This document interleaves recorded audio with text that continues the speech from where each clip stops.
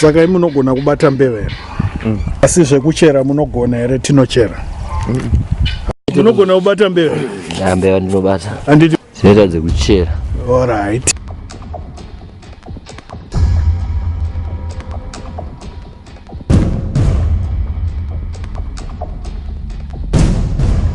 Vanhu vanoti vakaona zizi vototanga kutya.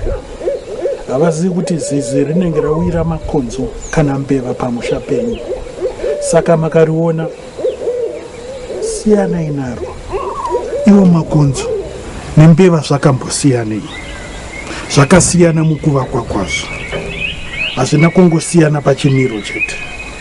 Makonzo ane atinoti iwo muchirungu machromosomes anosvika 44. Mbeva dzine 42. Ko, idzo mbeva dzacho dzinombobatwa sei? Ngobva kunorimwa kunyanya chibage dzinogara dziine mbeva. Takaona paine makomba akawanda tinoziva kuti mbeva inoipo. Saka tinopagadzirisa tichida kuvhara unogona kubuda kuti saka tofanira kuvhara mwena yese yadzingabude nayo. Tinongosiya mwena mumwe chete nemwe totsindira. Panofanira kunyatsochena. Totanga kutimba takatedzana negumba rimwe chete hombe tinodzibata chete. Musima woga woga unogara mbeva dzezera rakafanana. Mazera haagare mumwe chete. Tinosvika pane mashizha panoratidza kuti ndo pekudyira, pekutandarira. Umo ndo munosangana mbeva dzese.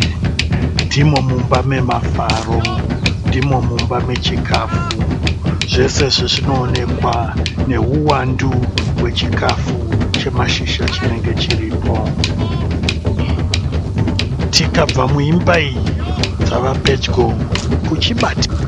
Kune mbeva ine munyama wokusara ichivhara makomba kuti tifunge kuti dzatisa. Iyi ndiyo yatinowanzotanga kusangana nayo.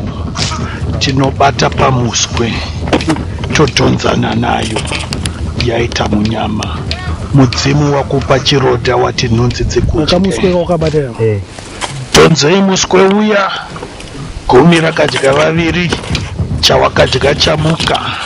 Mudzimu wakupa chironda wati nhunzi dzekudye.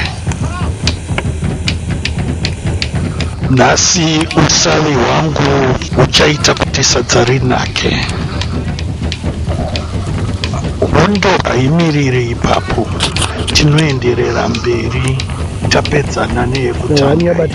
Tinenge taane chivimbo chekuwana dzimwe. Saka tinodzokera kubadza redu. Tinoziva kuti zhinji dziriko mberi. Tinoramba tichitsvaga pano nepapo. Mamwe makomba achitirasisa. Dzimwe nguva toona kuti tinenge tava pedyo.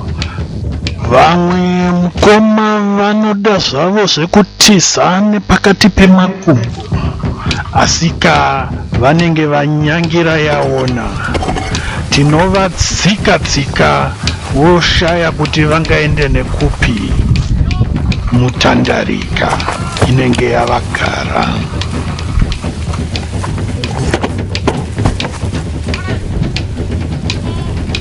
Dzimwe ndidzo dzinopatikidzana dziri pamusuwo dzichida kuti dzipone.